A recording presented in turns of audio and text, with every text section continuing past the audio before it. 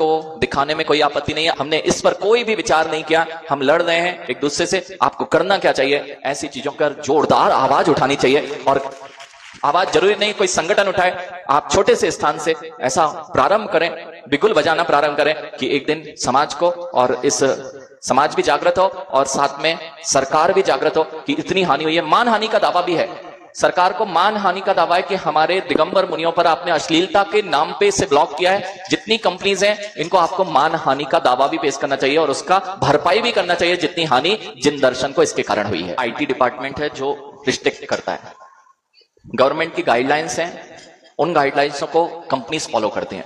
हर country की अलग अलग गाइडलाइंस होती हैं, क्या दिखाना है क्या नहीं दिखाना है ये डिसाइड करता है गवर्नमेंट। आईपीसी की धारा 293, 294 के तहत 292 ऑब्सनिटी डिसाइड की गई है, अर्थात जो चीजें नहीं दिखाई जा सकती उसके अंदर हम फॉलो ही नहीं होते हैं, क्योंकि अश्लीलता क्या है वहां पर यह दिखाया गया, क्या चीजें नहीं दिखाई जा सकती।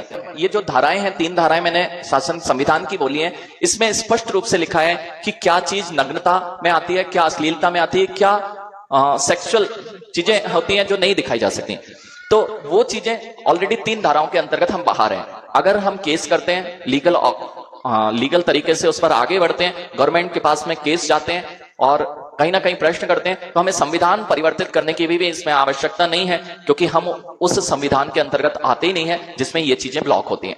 हमें जबरदस्ती ब्लॉक करा गया है, अर्थात गलती है वो मशीन्स जो है, जो एल्गोरिथम्स लिखी गई हैं सोशल मीडिया पे, उसमें ऑटोमेटिक हम लोग वहां पर उस कैटेगरी में फॉल हो जाते हैं। लेकिन ये वैसे ही है कि लिख दिया गया है मरने पर फांसी दी जाती है, तो डॉक्टर के हाथ से भी मरा तो उसे भी फांसी पर चढ़ा दिया जा रहा है। ये बहुत दिनों से हो रहा है, हम लोग ध्यान नहीं दे रहे हैं। इसका अच्छे जोरदार तरीके से यदि कोई सामने आते हैं तो इस काम करें, गवर्नमेंट तक पहुंचना पड़ेगा।